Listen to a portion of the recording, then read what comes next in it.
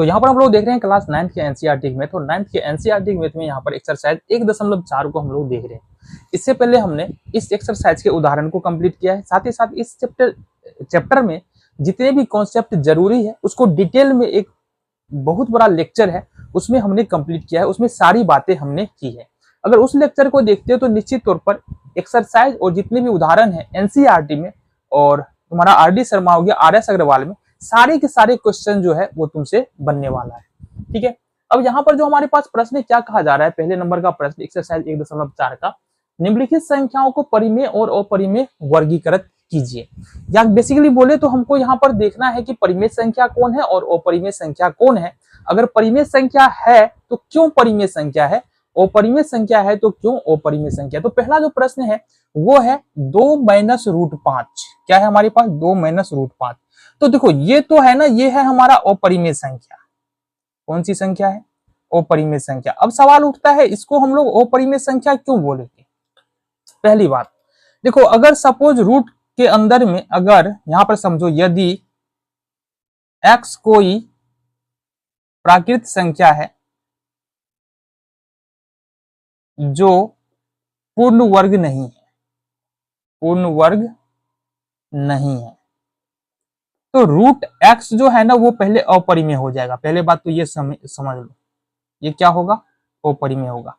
इस हिसाब से देखें तो √2 हो गया, √3 हो गया, √5 हो गया, √7 हो गया, ये सब का सब क्या हो जाएगा हमारा अपरिमेय संख्या। ये पहली बात है।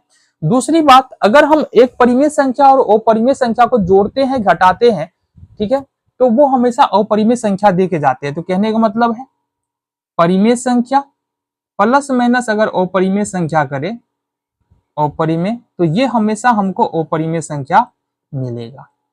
इन्हीं रीजनों से ये जो है 2-√5 क्या हो जाएगा हमारा अपरिमेय संख्या हो जाएगा।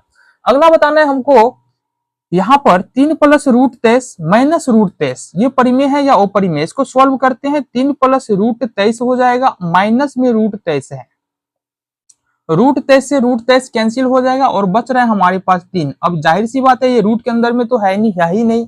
अब रूट के अंदर में नहीं है तो ये कौन सी संख्या हो गया हमारा परिमेय संख्या। चलो जी, तीसरे नंबर का प्रश्न देखेंगे। यहां से देखो √2√7 है बराबर 7 बट्टे में 7√7 है, तो ये हमारे पास दिया है 2√7 बट्टे में 7√7। 7√7 से √7 कैंसिल, बचा हमारे पास 2/7 जो कि p/q के फॉर्म में है, जहां pq पूर्णांक है, ठीक है, और q 0 नहीं है, अतः 2/7 कौन सी संख्या है हमारा परिमेय संख्या है। क्लियर है बात। अब है 1/√2। अब जाहिर सी बात है ऊपर हमने डिस्कस किया है √2 जो है एक अपरिमेय संख्या है, और यहां पर यदि हम करते हैं, पहले तो लिख देते हैं ये है हमारा अपरिमेय संख्या।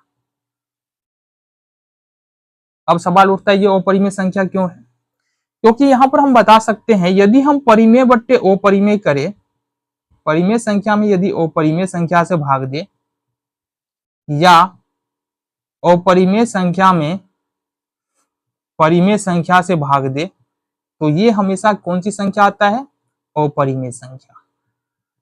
तो यहां पर हम क्या कर रहे हैं, ऊपर एक है, एक परिमेय संख्या है, √2 अपरिमेय संख्या, इस वजह से ये अपरिमेय संख्या होगा। अब यहां पर है 2 पाई, तो हमने कहा बाबू पाई जो है ना यह अपरिमेय संख्या है। कौन सी संख्या है अपरिमेय संख्या है, और 2 परिमेय है, 2 कौन सी है परिमेय संख्या है।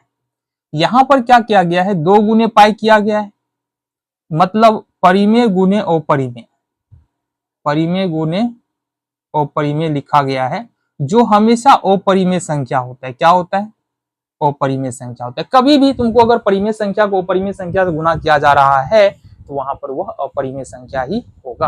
अगले प्रश्न की ओर बढ़ते हैं। निम्नलिखित को सरल करो। दूसरे नंबर का प्रश्न है 3 + √3 को गुना करना है 2 + √2 से। हमने इसके लिए बताया क्या है, सिंपली यहां पर देखो 3 + √3 से गुना करना है। सबसे पहले ये लिखेंगे 3, देन हमारे पास 2 + √2 पूरा लिख दो, फिर ये वाला प्लस यहां रखो और ये होगा √3, फिर 2 + √2 पूरा रख दो। अब इसको मल्टीप्लाई करो, 3 दूनी 6 प्लस है तो प्लस 3√2 प्लस फिर यह है 2√3, √3 को 2 से गुना करेंगे 2√3 प्लस है तो प्लस होगा और √2 √3 को गुना करेंगे तो √6 हो जाएगा। अब चूंकि यहाँ पर देखो क्या ये जुड़ने वाला है, क्या रूट में यहाँ पर 6 है, रूट में 3 है, रूट में 2 है, मतलब जुड़ने वाला नहीं है। जुड़ता कब, जब √2 और √2 आता तो जुड़ता, या √3 और √3 आता तो जुड़ता। तो ये हो गया तुम्हारा सॉल्यूशन या आंसर बोल सकते हैं। अगला प्रश्न है हमारा 3 + √3 और 3 - √3। हमने बताया ये बाबू ये a + b और ये a - b के फॉर्म पे है। a + b into a - b बराबर जो फॉर्मूला पढ़ा है तुमने a² - b²। यहाँ पर देखेंगे गौर से, एक जगह पर 3 है तो मतलब लिखेंगे 3 का स्क्वायर, माइनस है तो माइनस, b के जगह पर √3 है, इसका मतलब ये √3 का स्क्वायर। इसको फर्दर सॉल्व करेंगे, 3 तिया 9 माइनस √3 का अगर वर्ग करेंगे 3, तो ये उत्तर तुम्हारा कितना हो जाएगा 6। अगले प्रश्न की ओर रुख करें, तीसरे नंबर का प्रश्न है। यहाँ पर प्रश्न है हमारे पास √5 + √2 का होल स्क्वायर। यहाँ पर यदि हम देखो a + b का होल स्क्वायर करते हैं तो ये क्या आता है, a² + b² प्लस में 2ab, ये आता है, तुमको पता है, बिल्कुल पता है। अब a के जगह पर क्या आ रहा है √5, b के जगह पर क्या आ रहा है √2, इसका मतलब हमको लिखना पड़ेगा a का स्क्वायर लिख रहे हैं मतलब √5 का स्क्वायर हो जाएगा, प्लस है तो प्लस, b का स्क्वायर लिख रहे हैं, b की जगह पर √2 है तो √2 का स्क्वायर हो जाएगा, प्लस 2ab लिख रहे हैं, 2 इंटू a के जगह पर √5 है, b के जगह पर √2 है। इसको सॉल्व करेंगे, √5 का वर्ग करेंगे 5, √2 का वर्ग करेंगे 2 प्लस 2 और √5 है गुने √2 है तो ये हो जाएगा √10। ये हो जाएगा 7 + 2 √10, ये हो गया तुम्हारा उत्तर।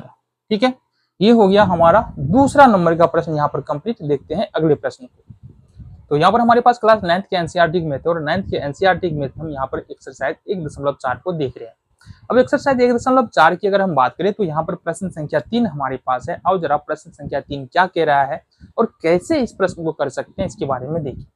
प्रश्न हमारे पास, आपको याद होगा कि पाई एक वृत्त की परिधि और उसके व्यास के अनुपात में परिभाषित किया जाता है, अर्थात पाई बराबर c/d। यह इस तथ्य का अंतर्विरोध करता हुआ प्रतीत होता है कि पाई एक अपरिमेय संख्या है। इसका निराकरण आप कैसे करेंगे? तो पहली बार में ये क्वेश्चन पढ़ने से हमारे दिमाग में कुछ भी समझ में नहीं आया, कुछ भी पल्ले नहीं पड़ने वाला है। तो सबसे पहले अपन क्या करेंगे, चूंकि वृत्त का बात हो रहा है ना, तो वृत्त का बात हो रहा है तो हम सबसे पहले एक सर्कल ड्रॉ कर लेते हैं। तो ये अपने पास एक सर्कल आ गया, ठीक है जी। चलो जी, सर्कल की ये जो लेंथ होती है, ये जो लेंथ तुमको नजर आ रहा है, ये वाला लेंथ, यहां से लेकर के पूरा जो ये लेंथ होता है, ये लेंथ कहलाता है सी, सर्कमफ्रेंस कहलाता है, या इसको बोल लो परिधि। ठीक है, ये पूरा लेंथ परिधि होता है। ठीक है, सपोज ये इसका मिड पॉइंट है जिसको हम लोग वृत्त का केंद्र भी बोलते हैं। इस केंद्र से होकर के एक रेखा अगर इस प्रकार से हम खींच दे तो दोनों ओर परिधि पर मिलता है, इसको बोलते हैं अपन क्या, व्यास। इसको अपन डी से सूचित करते हैं। तो प्रश्न में हमारा ये कहा जा रहा है कि पाई, देखना जरा, प्रश्न में ये कहा जा रहा है कि पाई बराबर जो है ना वो c/d होता है, मतलब पाई का जो भी वैल्यू आता है ना वो परिधि में भाग देते हैं अपन किससे, व्यास से, तब पाई का वैल्यू आता है। अब ये जो है ना ये p/q का फॉर्म में है, p/q के फॉर्म में जो हमने पढ़ा है, यदि कोई संख्या p/q के फॉर्म में है तो वो क्या होगा, परिमेय होगा। बट हम क्या जानते हैं कि पाई जो है ना अपरिमेय संख्या है। तो यहाँ पर तो ये परिमेय हो रहा है, बट यहाँ पर हमको पता है पाई अपरिमेय संख्या, ये तो अंतर्विरोध हो गया, मतलब एक दूसरे बात को क्या कर रहा है, काट रहा है ना। तो हम इसका सॉल्यूशन क्या है, क्या पाई परिमेय संख्या है या पाई अपरिमेय संख्या है? तो समझना यहाँ पर बात को समझना। पाई का वैल्यू जो लिखते हैं हम लोग क्या लिखते हैं, 22/7 लिखते हैं। अब ये पाई का अप्रोक्स वैल्यू है, क्या है ये पाई का लगभग मान है, पाई का लगभग मान है, एग्जैक्ट वैल्यू 22/7, या फिर पाई बराबर पाई का लिखते हैं हम 3.14। ये भी अप्रोक्स वैल्यू ही है, लगभग वैल्यू ही है, ये एग्जैक्ट वैल्यू नहीं है पाई का। इसलिए ये दोनों तो परिमेय संख्या है बट पाई हमारा अपरिमेय संख्या। ऐसा क्यों, क्या बोलेंगे, देखना जरा। पाई का मान 22/7 और 3.14 लगभग मान है जो हम सुविधा के लिए प्रयोग करते हैं, सुविधा के लिए प्रयोग करते हैं। अगर रियलिटी में, वास्तव में क्या है बाबू, C/D, C/D का मान ना ही शांत होता है, ना ही अशांत, अतः C/D या बोलो तो पाई एक अपरिमेय संख्या है। तो कहने का क्या मतलब है, कहने का मतलब ये है कि ये C/D या पाई का जो भी वैल्यू हमको पता है 3.14 या 22/7, ये लगभग मान है इसका। अगर हकीकत में इसका हम वैल्यू निकालने जाते हैं C/D का, तो ये ना ही कभी खत्म होने वाला है, ना ही रिपीट होने वाला है। और ऐसी कोई भी संख्या जो ना ही कभी खत्म होता है, ना ही रिपीट होता है, वो कहलाता है अपरिमेय संख्या। इसका मतलब है पाई जो है वह अपरिमेय संख्या है। क्लियर है बात? आगे आ जाओ। चौथे नंबर का प्रश्न कह रहा है कि संख्या रेखा पर √9.3 को निरूपित करना है या दर्शाता है। अब इस प्रश्न को सॉल्व करने के लिए सबसे पहला काम हमको एक लाइन खींचना पड़ेगा। तो आ जाओ जी। सपोज OA एक लाइन खींचा हमने। अब इसका लेंथ कुछ भी हो सकता है OA का, ये बात यहाँ पर महत्वपूर्ण नहीं है। दूसरी बात हमको क्या करना है, यहां से लेकर के सपोज यहां तक अपन क्या करते हैं, ये जो लेंथ हम लेते हैं ये है 9.3। कितना है ये? 9.3। एक लाइन खींचा, उस लाइन में से हमने 9.3 माप का एक रेखाखंड सपोज कट कर लिया यहाँ पर, ठीक है। फिर यहां से लेकर के थोड़ा सा एक cm का डिस्टेंस हमको लेना है, फिर से हमको यहाँ पर कट कर लेना है। तो यहां से यहाँ कितना है? 1 सेंटीमीटर। अब देखना जरा हम क्या बता रहे हैं, हमको क्या चाहिए। सपोज ये O है, A है, ये B है, ठीक है, B है, और ये हो गया हमारा C। तो OB हमारा 9.3 है और BC हमारा 1 सेंटीमीटर, ये हमने किया है। अब क्या करना है ना, अपना प्रकार खोलो। प्रकार क्या होता है? जिसमें पेंसिल फंसाते हैं, इसको यहाँ पर रखेंगे और इसको इस प्रकार से खींचेंगे। कहाँ? BC, देखो BC से ठीक आधा से ज्यादा पर जाएंगे, आधा से ज्यादा लगभग यहाँ तक जाएंगे, प्रकार को ले जाएंगे। और एक ये हमको खींचना है, एक चाप इधर लेंगे, एक चाप इधर लेंगे, एक चाप इधर और एक चाप इधर। इससे होगा क्या, इस रेखा को अपन जब मिला देंगे तो ये जो पॉइंट निकल के आएगा ना, ये जो पॉइंट, ये BC का मध्य बिंदु होगा। क्या होगा? BC का मध्य बिंदु होगा। अच्छा, ये एग्जैक्ट यहाँ पर इसमें कटना था, चलो यही बना देते, क्या दिक्कत है, जहां कटा वहीं बना दो, वैसे तुम्हारा परफेक्ट आएगा, तुम चाप का प्रयोग करोगे ये इसके ये प्रकार का। तो ये जो निकल के आ रहा है ना बिंदु OBC, और ये हो गया हमारा D। तो ये जो D पॉइंट निकल के आ रहा है ना, ये किसका? OC का मध्य बिंदु है। अब हमको क्या करना है, OD को त्रिज्या मानकर, यानी कि हम एक प्रकार का एक छोर यहाँ पर रखेंगे, पेंसिल वाला सिरा यहाँ पर लिखेंगे। यहाँ तक मापने के बाद हमको क्या करना है, इसको इस प्रकार से घुमा देना है, ठीक है। इस प्रकार से तुम्हारे पास आकृति आ जाएगा। इस प्रकार से बनने के बाद हमको आना है B पर। B पर क्या करना है, एक लंब खींचना है। लंब का मतलब सपोज चांद से भी कर लो, 90 डिग्री का एंगल बनाते हुए खींच दो तो वो लंब हो जाएगा। एक लंब खींचने के बाद हमको क्या करना है ना, इस त्रिज्या का, गौर से देखना, इसको त्रिज्या मापना है। फिर से क्या करेंगे, प्रकार को लाएंगे, एक छोर यहाँ और पेंसिल वाला सिरा हम यहाँ पर रखेंगे और इसको क्या करेंगे, फिर से हमको घुमा देना है। अब ये जो डिस्टेंस है तुम्हारा O, ये B आ गया, ये E आ गया और ये F हो गया। तो ये जो डिस्टेंस तुमको मिल रहा है BE बराबर में BF, यही है हमारा √9.3 cm। ये तुम्हारा निकल के आ गया। तो चलो ये इसको अदरवाइज ये कॉपी पर करके देखेंगे तो ज्यादा बेहतर हमको समझ में आने वाला। एक बार फिर से हम बताते थे क्या क्या किया हमने। सबसे पहले एक लाइन खींचा OA, उसके बाद हमने क्या किया, OA पर 9.3 cm का एक रेखाखंड काटा जो कि OB बराबर कितना है, 9.3 है। उसके बाद हमने BC बराबर कितना लिया, 1 सेंटीमीटर। दूसरा काम क्या किया, प्रकार लिया, OC के आधे से ज्यादा हम पेंसिल फैलाएंगे, जैसे ये है, एक अंदाज तो होगा ना, ओसी आधे ज्यादा यहाँ आ रहा है, इतना पर ले जाके हमको क्या करना है, यहाँ से एक चाप खींचना है, फिर इसको उठा करके प्रकार का एक छोर यहाँ लिखेंगे, दूसरा चाप यहाँ से खींचना है, इसी प्रकार से नीचे भी एक चाप, फिर इधर से भी एक चाप। अब इस पॉइंट को हम, ये जो दो पॉइंट तुमको नजर आ रहा है, एक ये और एक ये, इस दोनों को क्या करना है, हमको मिला देना है। ये जो जिस पॉइंट पर इस यानी कि ओसी को, ये दोनों पॉइंट, ये लाइन जो बन रहा है जिस पॉइंट पर काट रहा है वो ओसी का मध्य बिंदु है। इसका मध्य बिंदु, ओसी का मध्य बिंदु। अब ओडी को त्रिज्या मान लेंगे, प्रकार का एक छोर यहाँ पर रखेंगे, पेंसिल यहाँ तक फैलाएंगे और इसको फिर से क्या करना है, इसको इस प्रकार से खींचना है, ठीक है। फिर आएंगे यहाँ पर बी पॉइंट पर, बी पॉइंट पे क्या करना है, बीई लंब खींचना है, या ईबी लंब खींच देना है हमको, ओसी बोल लो या जो भी बोल लो, लंब खींचा हमने। अब क्या करेंगे, प्रकार का एक छोर यहाँ पर रखेंगे, पेंसिल वाले छोर को यहाँ पर रखेंगे, यहाँ से नापने के बाद एक चाप इस प्रकार से हमको खींच लेना है। अब जो बीई बराबर बीएफ है, यही हमारा √9.3 है। क्लियर है बात। तो यहाँ पर हमारे पास क्लास 9th के एनसीईआरटी का मैथ है, और एनसीईआरटी के मैथ में हम लोग देख रहे हैं एक्सरसाइज 1.4 का ये 5वें नंबर का प्रश्न है। आओ जरा देखिए किस प्रकार से हम इस प्रश्न को सॉल्व कर सकते हैं। प्रश्न के बारे में हमने पहले भी बात किया है। क्या करना है, निम्नलिखित के हरों का परिमेयकरण करना है। तो करने का परिमेयकरण हमने अच्छी तरह से इंट्रोडक्शन वाले वीडियो में प्रॉपर किया है। अगर नहीं भी देखा है कोई दिक्कत नहीं है, तो भी समझ में आने वाला है, बिल्कुल आसान है। कैसे करेंगे, यहाँ पर देखो परिमेयकरण का अर्थ क्या होता है, एक भिन्न दिया होता है जिसका हर जो है वो अपरिमेय संख्या होता है। क्या होता है, हर अपरिमेय संख्या। जैसे 1/√7 लिखा है, यहाँ पर लिखा हुआ है 1/√7, यहाँ पर यानी √7 जो है यह एक अपरिमेय संख्या है।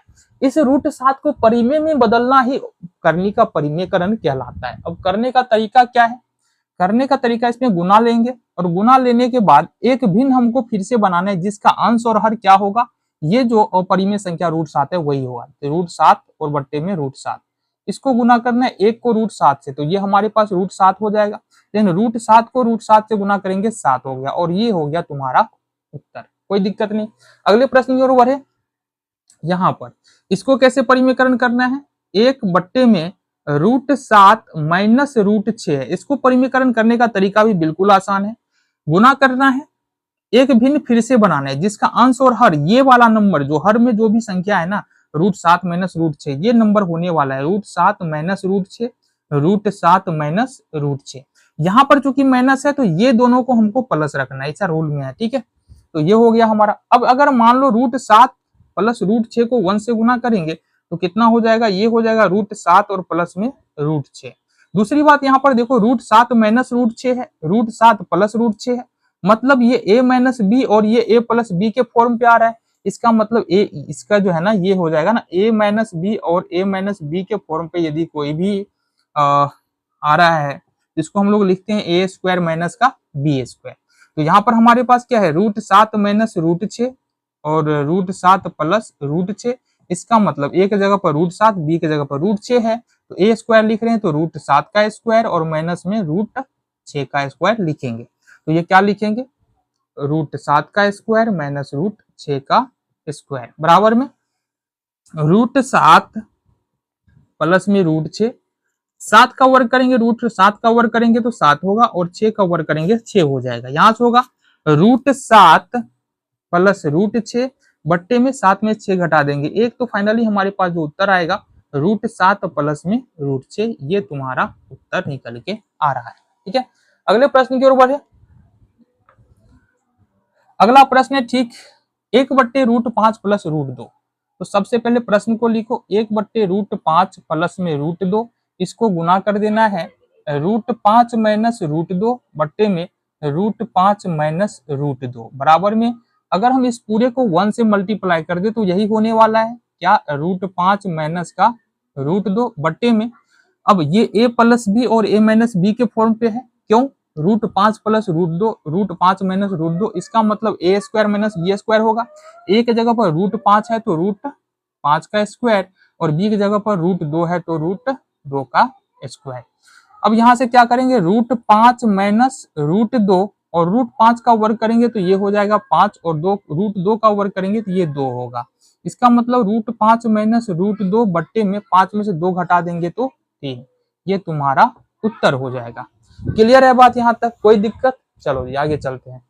लास्ट प्रश्न है इस चैप्टर का हमारे पास, 1/√7 और -2 करना क्या है? कुछ नहीं करना है, जो अभी तक करते हैं वही करना है। √7 है, √7 माइनस है, इसको प्लस कर देंगे 2 बट्टे में √7 प्लस में 2, 1 से मल्टीप्लाई करेंगे, इसको क्या हो जाएगा? ये हो जाएगा √7 प्लस 2 बट्टे में √7 माइनस 2 है, √7 प्लस 2 है, इसका मतलब a minus B, a plus B के फॉर्म पे है, तो यहाँ पर हो जाएगा √7 का स्क्वायर माइनस 2 का स्क्वायर। इसको सोल्व करेंगे तो √7 प्लस 2 हो जाएगा, √7 का स्क्वायर 7 माइनस 2 का स्क्वायर हो जाएगा 4, मतलब हो जाएगा √7 प्लस 2 और बट्टे में हो जाएगा 7 में से 4 घटा देंगे तो कितना होगा? 3। ये तुम्हारा उत्तर यहाँ से हो जाएगा।